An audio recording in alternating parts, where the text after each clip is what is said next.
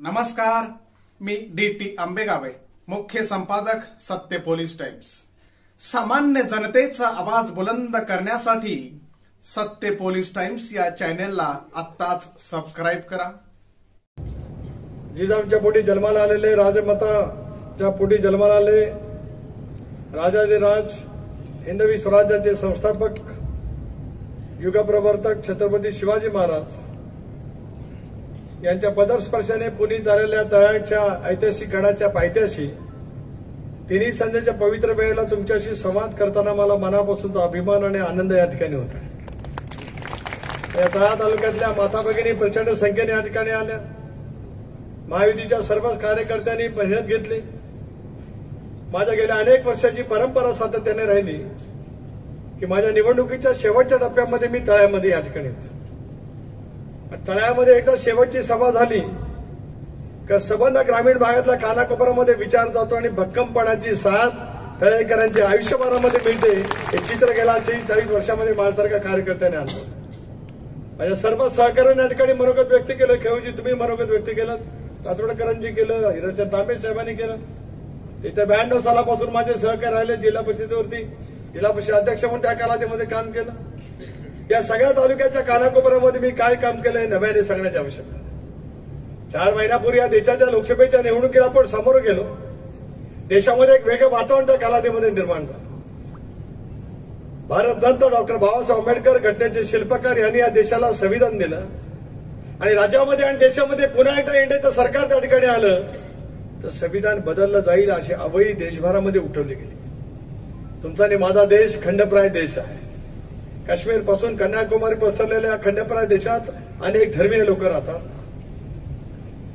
अनेक बोलाचालीचे लोक जातात, न बोलता येणार न मोजता येणारे इतक्या समाजाचे नागरिक या ठिकाणी राहतात। पण या देशाच्या प्रियांबलमध्ये सुरुवातीचं एक वाक्य त्या ठिकाणी बाबासाहेबांनी लिहिलेलं आहे, हा माझा देश धर्मनिरपेक्ष विचाराचा देश असेल। छत्रपती शिवाजी महाराजांनी सुद्धा हिंदवी स्वराज्याची स्थापना करत असताना 18 पगड जातींना 12 बलुतेदारांना सोबत घेत सर्व धर्मियांना सोबत घेत हिंदवी स्वराज्याची स्थापना केली। त्यालाही त्या कालावधीमध्ये अभिप्रेत होतं सर्वांना सोबत घ्यावं। ते त्यांनी भोसल्यांचं राज्य म्हणून कधी त्यांनी सांगितलं नाही, हे राज्य रयतेचं आहे अशाच पैकी भावना छत्रपती शिवाजी महाराजांनी घेतली। आणि म्हणूनच या देशामध्ये ज्यावेळेला तशा पैकीचा एक खोटा अपप्रचार झाला त्याचा परिणाम झाला। माझ्याही लोकसभेच्या निवडणुकीच्या वेळेला मी संबंध मावळला मतदारसंघामध्ये फिरत होतो। देशामध्ये पंतप्रधान सांगत होते, राज्यामध्ये मुख्यमंत्री एकनाथराव सांगत होते, देवेंद्रजी सांगत होते, अजितदादा सांगत होते की चंद्र सूर्य तारे असेपर्यंत या देशातली संविधान बदललं जाणार नाही। हे कालही आम्ही सांगत आलो, आज हे सांगतोय आणि उद्याच्या भविष्यामध्ये सुद्धा या देशातील संविधान अबाधित त्या ठिकाणी राहील। लोकांच्या मनामध्ये ते एवढं बिंबलं गेलं की त्याच्यातून विचाराचं आणि मतांचं ध्रुवीकरण त्या कालावधीमध्ये झालं। अल्पसंख्याक समाजाच्या मनामध्ये एक असुरक्षिततेची भावना त्या कालावधीमध्ये निर्माण झाली। शेतकऱ्यांच्या बाबतीमध्ये सुद्धा वेगवेगळे प्रश्न त्या कालावधीमध्ये निर्माण झाले। पण या देशातल्या जनतेने तिसऱ्यांदा एनडीएचं सरकार त्या ठिकाणी आलं। होय, मला अभिमान वाटतोय ज्या कालावधीमध्ये महाराष्ट्रामध्ये वेगवेगळी राजकीय भूमिका प्रस्थापित करण्याचा प्रयत्न केला गेला त्याला माझ्यासारख्या कार्यकर्त्याला 2019 मध्ये तुम्ही 32,000 निवडून दिलं आणि यावेळेला 82,000च्या मताधिक्याने निवडून दिलं। हे केलेल्या कामाचं फलित त्या ठिकाणी मी घासून नाही आलो पत्रकार मित्र, मी ठासून आलो। जनतेचा विश्वास माझ्या पाठीमागे होता पण अशा पैकी 7 त्या कालावधीमध्ये सुद्धा मिळाले। काय आठवतं वकील साहेब, त्यावेळेला निवडणूक ज्यावेळेला जाहीर झाली त्यावेळेला सुरुवातीलाच सगळीकडे सर्वे येत होते। रायगड मतदारसंघामध्ये सुनील तटकरे पराभूत। निवडणुकीचा अर्ज भरला तेव्हाही ते सुरू झालं। निवडणुकीची प्रक्रिया सुरू झाली तेव्हाही ते। मतदानाचा दिवस संध्याकाळी 7 वाजता सगळ्या महिन्यांच्या वरती सर्वे दाखल झाला आणि रायगडची जागा आणला। मतदान ते मतमोजणी या दिवसापर्यंत सुद्धा आणि मतदानाच्या मोजणीच्या आदल्या दिवशी सुद्धा सगळ्याच वाहिन्यांनी सांगितलं की रायगड मधली सीट निवडून येणार। माझा विश्वास होता माझ्या जनतेवरती। मतमोजणी ज्यावेळेला अलिबागला झाली, शिवाजार मतदारसंघातल्या ज्यावेळेला पेट्या फुटल्या आणि ज्यावेळेला तळा तापवायला लागला त्याला घड्याळाचा गजर अलिबागच्या त्या किल्ल्यापासून तो या तळाच्या गडापर्यंत त्या ठिकाणी पाहिला। प्रचंड प्रमाणावरची साथ या बसलेल्या सर्व सहकार्यांनी दिली, महायुतीच्या सर्व नेत्यांनी दिली आणि गेली 40 वर्ष अविरतपणाने या तालुक्यामध्ये सेवेचं व्रत आणि बसा घेतल्यासारखं काम केलं, त्याच्यावरती शिक्कामोर्तब तुम्ही घड्याळाच्या चिन्हावरती बटन दाबत केलं, त्याचा आवर्जून उल्लेख या ठिकाणी या निमित्ताने मी करू शकतो. देशामध्ये पुन्हा इंडियाचं सरकार प्रस्थापित आलं, देशामध्ये संविधान आहे, राहणारच. शेतकऱ्यांचे सुद्धा वेगवेगळे प्रश्न सोडवण्याची बांधिलकी त्या ठिकाणी घेतली गेली आणि त्याच्यातून सुद्धा आज आपण पाहतो आहोत राज्यामध्ये आपल्या महायुतीच्या सरकारने एक अर्थसंकल्प घोषित केला. मी जबाबदारीने सांगतोय आणि तिन्ही संजेच्या पवित्र वेळेला सांगतोय. परवाच्या दिवशी कार्तिक पौर्णिमा झाली, एकादशी झाली, शीतल चांदण्यामध्ये तुम्ही आम्ही सगळेजण या ठिकाणी बसलो आहोत. अजितदादांनी अर्थसंकल्प मांडला. त्यांच्या डाव्या बाजूला म्हणजे दुसऱ्या हस्त्यावरती देवेंद्रजी, पहिल्या हस्त्यावरती एकनाथराव शिंदे होते आणि दादांनी घोषणा केली या महाराष्ट्रातल्या तमाम माझ्या माय बंगल्यांच्यासाठी मुख्यमंत्री लाडकी बहीण योजना जाहीर केली जाईल असं त्यांनी अर्थसंकल्पात सांगितलं. त्याला तुमची लेक असलेली, तुमची आमदार असलेली, तुमची बहीण असलेली आदिती त्यांच्या पाठीमागच्या बाजूला बसली होती. आजही तो व्हिडिओ बघा, तिला तो सन्मान त्या कालावधीमध्ये तुमच्या आयुष्यातला त्या ठिकाणी योजना प्रसिद्ध झाली. मी 2010 सालामध्ये यावेळी राज्याचा 50वा अर्थसंकल्प मांडला. राज्य स्वर्गीय चव्हाण साहेबांनी स्वराज्याचा मंगल कलश शिवाजी पार्कच्या ऐतिहासिक मैदानावरती त्या ठिकाणी स्वीकारला. 1960 साली या राज्याची स्थापना झाली आणि 2010 सालामध्ये या तुमच्या सुनील तटकरेंनी राज्याचा अर्थसंकल्प सुवर्ण महोत्सवी अर्थसंकल्प मांडला. मला माहिती आहे प्रथा, अर्थसंकल्प संपला, मांडून झाला, सभागृह थांबतं आणि पत्रकारांच्या जवळ त्या ठिकाणी विरोधी पक्ष, सत्तारूढ पक्ष जातात. बघा त्यावेळेला काँग्रेस पक्षाचे सगळे नेते, उद्धवजींच्या नेतृत्वाखालच्या शिवसेनेचे सगळे नेते, आदरणीय पवार साहेबांच्या नेतृत्वाखालच्या पक्षाचे सर्व नेते त्यावेळेला गेले पत्रकारांकडे आणि त्यांनी सांगितलं की लाडकी बहीण योजना जर काय राबवली गेली, राज्य कर्जबाजारी होईल, राज्यावरती कर्जाचा डोंगर उभा राहील, राज्यातल्या पायाभूत सुविधांची विकासाची कामं होणार नाहीत आणि राज्याला पगार द्यायला सुद्धा पैसे उरणार नाही. काय हस्तकाला यांनीच हाताशी धरलं. या महाविकास आघाडीच्या नेत्यांनी उच्च न्यायालयामध्ये गेले, पण डॉक्टर बाबासाहेब आंबेडकरांनी या देशाला घटना दिली, त्या न्यायालयाने चौकटी दिली, न्यायालयाने त्यांची याचिका फेटाळून लावली आणि माझ्या माय माऊलींच्यासाठी एक वेगळा आशीर्वाद देण्याची भूमिका त्या कालावधीमध्ये घेतली. आपल्या संस्कृतीत 2 पवित्र सण आहेत, रक्षाबंधनाचा दिवस, नारळी पौर्णिमेचा दिवस. त्या दिवशी दर्यामध्ये कोळी बांधव जातात, नारळ अर्पण करतात आणि मच्छीमार करण्यासाठी जातात. त्या दिवशी बहीण भावाचं दृढ नातं अधोरेखित करण्याचा एक अत्यंत चांगला सण म्हणजे रक्षाबंधन. त्या रक्षाबंधनाच्या सणाच्या 3 दिवस अगोदर महाराष्ट्रातल्या 3 भावांनी, एकनाथरावांनी, देवेंद्रजी आणि अजितदादांनी माझ्या माय माऊलींच्या खात्यात आदितीच्या मार्फत 1 कोटी महिलांच्या खात्यामध्ये त्याला 3,000 रुपये जमा केले. 3,000 रुपये तांबे साहेब जमा झाले. त्याला याच महाविकास आघाडीच्या सगळ्या नेत्या ज्या आहेत त्यांनी सांगितलं लगेच पैसे काढा, लगेच पैसे काढा. सांगितलं तर का तर पैसे परत सरकार काढेल. हे सरकार काढणारं नाही, हे सरकार देणारं आहे. हे सरकारची जाणच त्या ठिकाणी अबाधित राहिले. गणाऱ्याचं आगमन झालं त्याला 1500 जमा झाले आणि भाऊबीजेचा एक दिवस, त्या दिवशी पुन्हा एकदा भाऊ ओवाळणी करून घेण्यासाठी बहिणीच्याकडे येतो. त्यावेळेला सुद्धा ऑक्टोबर नोव्हेंबर महिन्याचे 2 महिन्याचे अशी रक्कम या तुमच्या लेकीने तिच्या खात्यामध्ये, तिला तो अधिकार होता, पुन्हा 3,000 रुपये जमा झाले. आज माझ्या मायमाऊलींच्या खात्यामध्ये 7,500 रुपये जमा झाले. काय टीका केली महाराष्ट्राच्या या महाविकास आघाडीच्या नेत्या म्हणून ज्या बनवल्या जातात, ते राष्ट्रवादी काँग्रेस पक्षाच्या पवार साहेबांचे नेते असतील, काँग्रेसच्या नेत्या वर्षा गायकवाड असतील किंवा त्या ठिकाणी उद्धवजींच्या नेतृत्वाखालच्या पक्षाचे नेते असतील, त्यांनी सांगितलं 1,500 रुपयात तुम्ही महिलांना विकत घेताय. महाराष्ट्रातल्या तमाम माय माऊलींचा अपमान करणाऱ्या महाविकास आघाडीला आता खड्यासारख्या बाजूला टाका, ही विनंती आज या कार्यक्रमाच्या निमित्ताने या ठिकाणी करू शकतो. सोशिकतेने जगणाऱ्या महिला भगिनी आहेत, बहुजन समाजातल्या माझ्या महिला भगिनी आहेत, काटकसरीने संसाराची उभारणी करणाऱ्या, माझ्या सोशिकतेने जीवन जगणाऱ्या या महिला भगिनींच्या बद्दल लाचार शब्द वापरण्याचा ज्यांना नैतिक अधिकार नाही, सोन्याचा चमचा घेऊन जन्माला आलेला नाही, काबाड कष्ट करणाऱ्या महिलांच्या कष्टाची किंमत त्या ठिकाणी करू नये, हे सुद्धा इशारा या कार्यक्रमाच्या निमित्ताने देऊ इच्छितो. महाराष्ट्राची भूमिका आहे काय पाहिलं आपण छत्रपती शिवाजी महाराजांच्या कालखंडात कल्याणच्या सुभेदाराची सून ज्यावेळेला त्यांना नजराण म्हणून एकाने पेश केली, त्याला छत्रपती शिवाजी महाराज म्हणाले, अशीच आमची आई असती, सुंदर रूप होती, आम्ही सुंदर झालो असतो, बदलले छत्रपती. त्या शिवरायांच्या या भूमीत, महात्मा ज्योतिबा फुले, सावित्रीबाई फुलेंच्या या भूमीत चूल आणि मूल या बंदिस्त वातावरणातून बाहेर काढणाऱ्या या महात्मा ज्योतिबा सावित्रीबाई फुलेंच्या भूमीत स्त्रियांच्या बद्दल अनादराची भूमिका या ठिकाणी जाणीवपूर्वक केली जाते. त्याचा म्हणावा तितक्या शब्दामध्ये निषेध या ठिकाणी माझ्यासारखा कार्यकर्ता करू शकतो. योजना आणल्या गेल्या, बहुजन समाजाच्या व्यापक योजना आणल्या गेल्या. आरोप केला गेला की विशिष्ट धर्माच्यासाठीच आहेत. शपथ घेऊन सांगतोय की ते आज माझ्या मुस्लिम समाजातल्या भगिनी आहेत. ही सर्व धर्मियांच्यासाठी योजना आहे. 18 पगड जातीसाठी, 12 बुद्धिधरांसाठी, ज्या ज्या म्हणून माझी माय मौली त्या रिकशामध्ये बसते त्या सगळ्या माझ्या महिलिकींच्या खात्यात पैसे जमा होत आहेत. 2,30,00,000 महिलांच्या खात्यामध्ये रक्कम त्या ठिकाणी जमा झाली. स्वाभिमानाचा हुंकार त्या देऊ शकतो.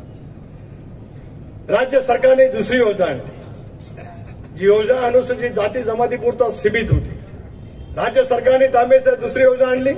या आपल्या सरकारने, या महायुतीच्या सरकारने, एकनाथराव देवेंद्रजी आणि अजितदादांच्या नेतृत्वाखालच्या सरकारने आदित्यने ही गोष्ट त्यांच्या लक्षामध्ये आणून दिली.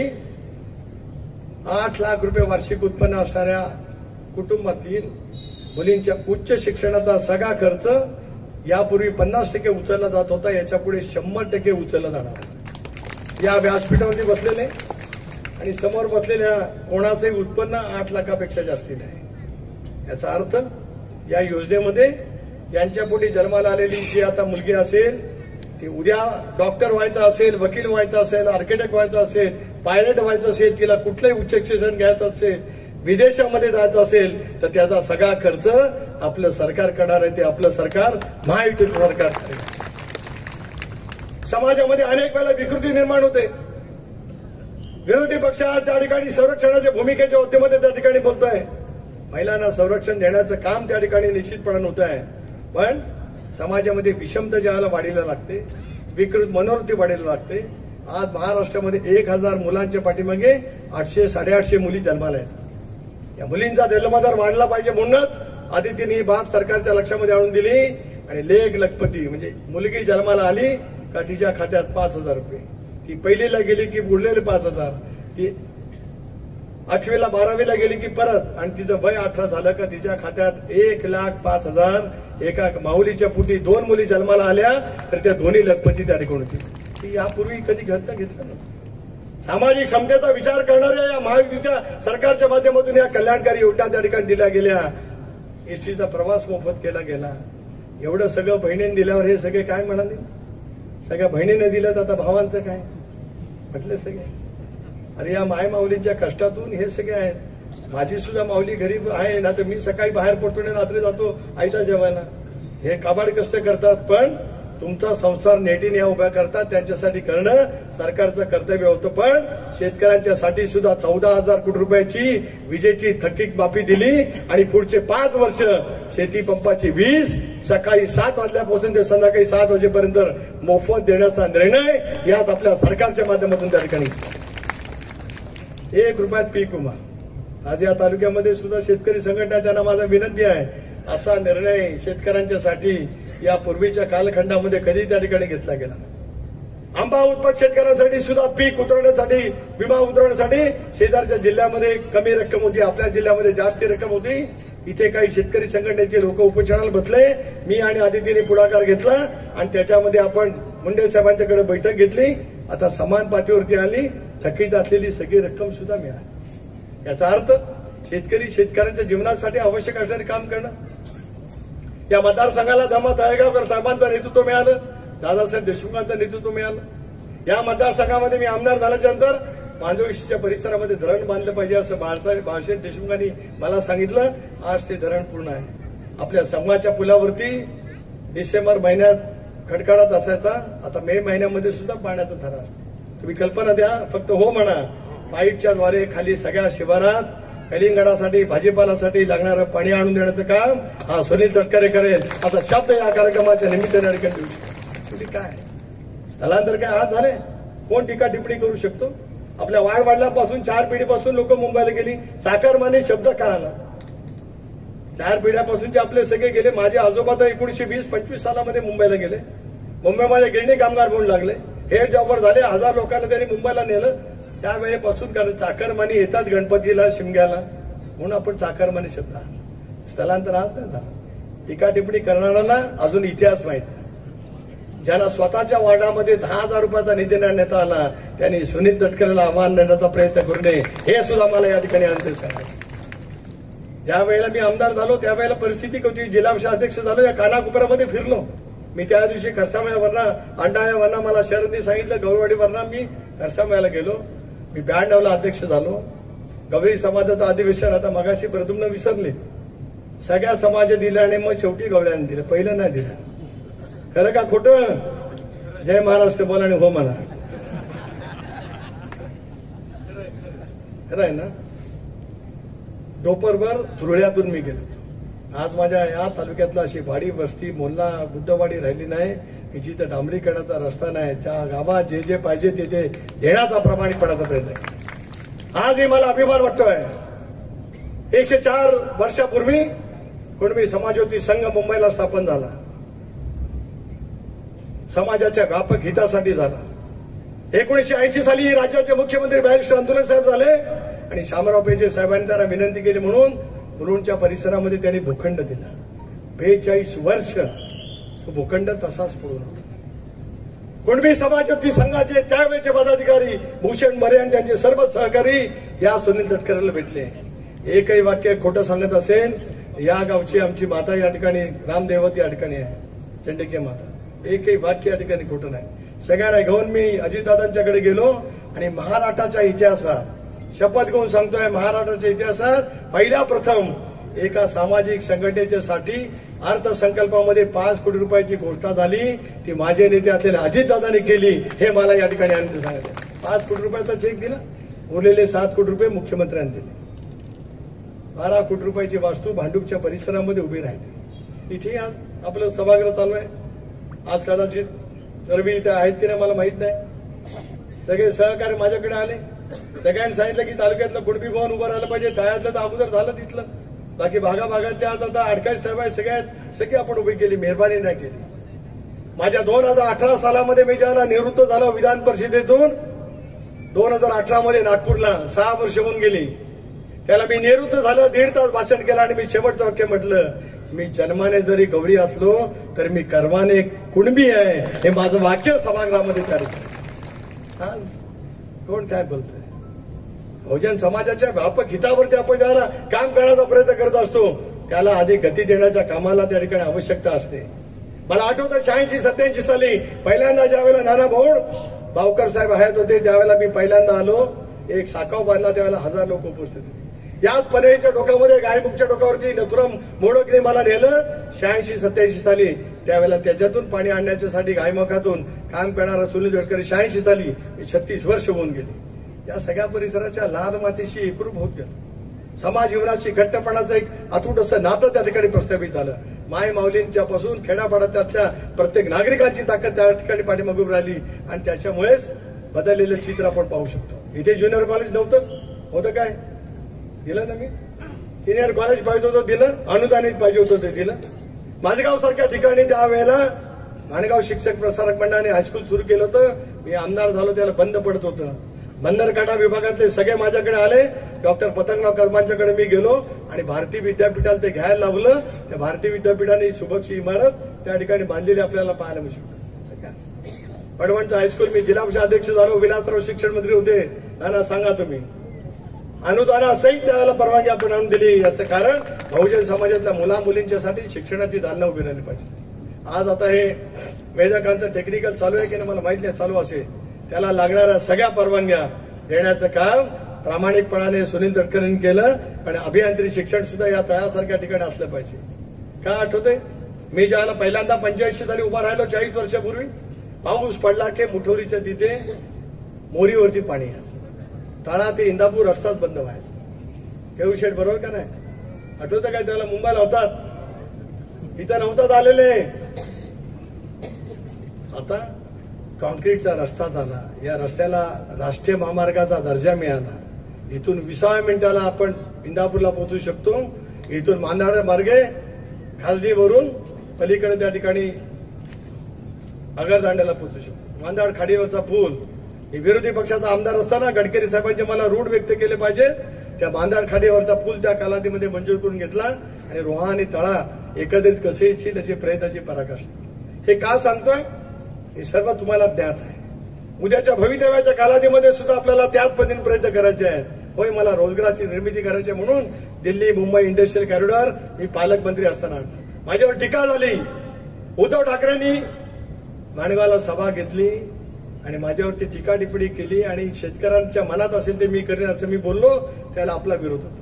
कळमशेत आपलंच गाव, आपले खांडेकर सर्वजण रागात गेले. माझे 2009ला माझ्या मतांवर परिणाम झाला. MIDC रद्द झाली आणि आज तेच इतर विरोधक बोलतात रोजगाराची साधनं. त्यावेळेला MIDC आली असती, जसा पास्कोचा कारखाना वेळा भागाडला गेला तसा एखादा कारखाना याच बोरगरच्या माळावरती त्या ठिकाणी भरायला असता. पण हा सांगतोय विकासाच्या मुद्द्यावरती तुम्ही मला निवडून दिलं. राष्ट्रवादी काँग्रेस पक्षाचा मी एकमेव खासदार आहे महायुतीचा. दिल्लीत पंतप्रधानांना भेटलो, गृहमंत्र्यांना भेटलो, त्यांना सांगितलं वाढवण बंदरासाठी तुम्ही 87,000 कोटी रुपये देऊ शकता, 10 लाख रोजगाराची निर्मिती होईल.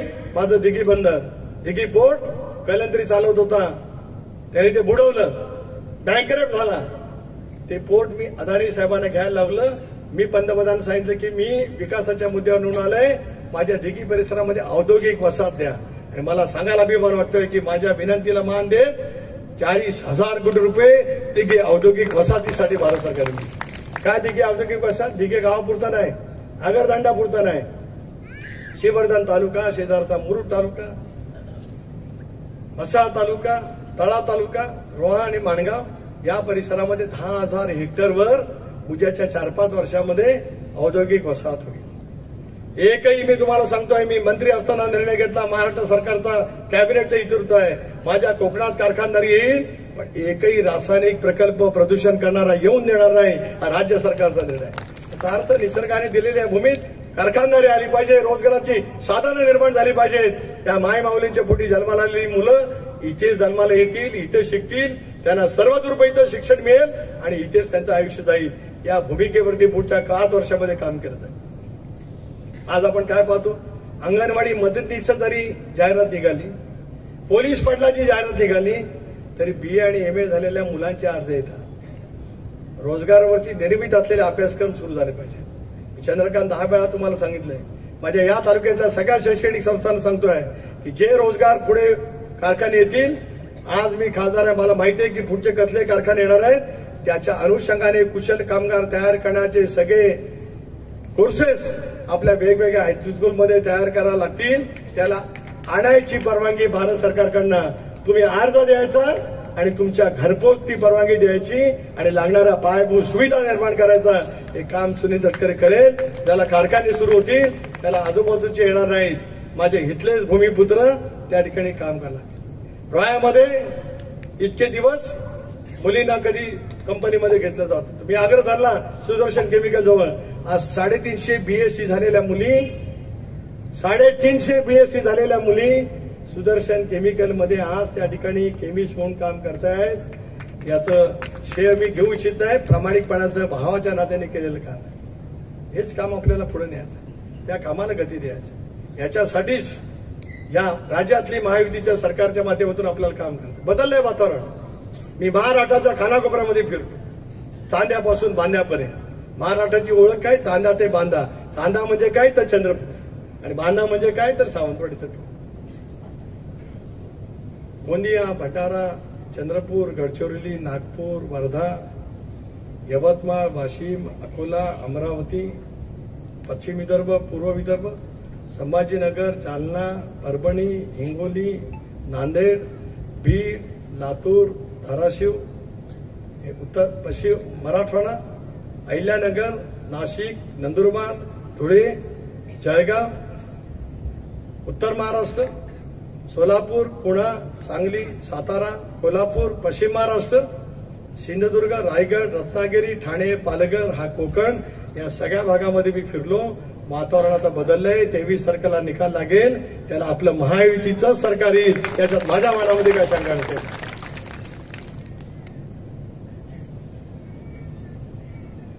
ज्यांनी विरोध केला त्यांचा जाहीरनामा पाहिला. त्या दिवशी राहुल गांधीजी आले ते मुंबईत, खरगे साहेब होते, पवार साहेब होते, उद्धवजी होते, आणि जाहीरनामा महाविकास आघाडीचा केला गेला. ज्या योजना झाल्याच्या नंतर सरकार डबघाईला येईल असं म्हणणाऱ्या महाविकास आघाडीच्या नेत्याने जाहीरनामा प्रसिद्ध केला. त्यांच्या लक्षात आलं की लाडकी बहीण गावागावात घराघरापर्यंत पोहोचलेली आहे, म्हणून त्यांच्या जाहीरनाम्यामध्ये त्यांनी सांगितलं आमचं सरकारला आम्ही 3,000 रुपये देऊ. किती दुतोंडेपणा, किती डुप्लिकेट भूमिका. अरे सरकारने राबवली त्याला कर्जबाजारी आणि तुम्ही सत्तेवरती येणार लगेच आम्ही 3,000 रुपये देणार. खोटं आहे. आपलं सरकार पुन्हा सत्तेवरती येईल आणि डिसेंबर महिन्यापासून 2100 रुपये प्रत्येक माय माऊलीच्या खात्यामध्ये जमा होतील. हा निर्णय आपल्या सरकारने जारी केला. असंख्य योजना घेऊन आपल्याला पुढे जायचं आहे.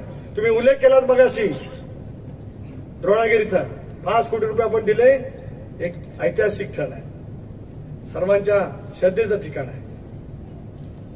बुद्धकालीन असलेली कुड्याची ऐतिहासिक लेणी आहे. या सगळ्या परिसरामध्ये पर्यटक आले पाहिजेत.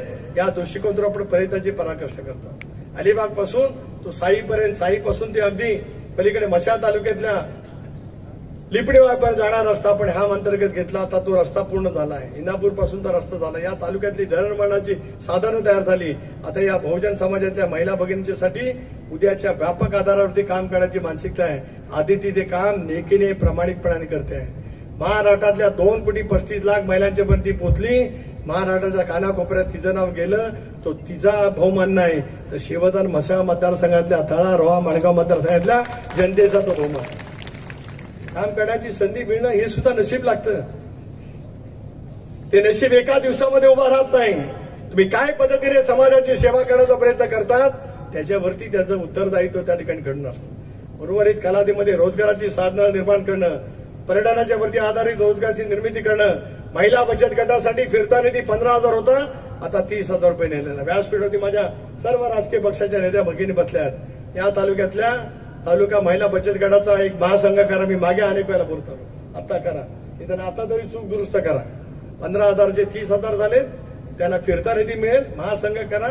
मी आज अशा कमिटीचा चेअरमन आहे. जे जे तुम्हाला लागेल ते सीएसआरच्या मार्फत देण्याची धमक या तुमच्या सुनील तटकरेच्या मनगटात आहे. ते तुम्हाला आवडले या ठिकाणी सांगू शकतो. सगळ्या गोष्टी आपल्याला करता येतील. याच रोजगार तयार करू शकते. रोह्याला बघा, आदितीने एक गारमेंटचा व्यवसाय केला. लॉरेल एक प्रख्यात एक ग्रुप आहे लॉरेल. रोह्यातल्या 10 मुलींना तिने प्रशिक्षणासाठी पाठवलं. त्याला आपण सलून म्हणतो, अत्याधुनिक पार्लर म्हणतो. आज रोह्यात त्या लॉरेलच्या नावाने, लॉरेल म्हणजे जगप्रसिद्ध ब्रँड आहे. माझ्या रोह्यातल्या 10 मुली आज त्या ठिकाणी ब्युटी पार्लर चालू शकतात. उद्याच्या भवितव्याच्या कालावधीमध्ये सुद्धा अशा अनेक रोजगाराची निर्मिती आपल्याला करायची आहे, ज्याच्यातून आपल्याला आपल्या स्वतःच्या पायावरती उभं राहण्याची ताकद आपल्याला मिळू शकते आहे. हे डॉक्टर बाबासाहेब आंबेडकरांनी आम्हाला संविधानामध्ये दिलं. लोकांनी, लोकांचा निवडून दिलेला लोकप्रतिनिधी लोकसेवक असला पाहिजे. त्या लोकसेवकाच्या भूमिकेत आम्ही पुढच्या कालावधीमध्ये त्या ठिकाणी मावळा. आणि म्हणूनच ही निवडणूक एक ऐतिहासिक स्वरूपाची निवडणूक आहे. समाजामध्ये धर्मामध्ये अंतर निर्माण करणं हे कधी माझ्या आयुष्यभरामध्ये पाहिलं नाही.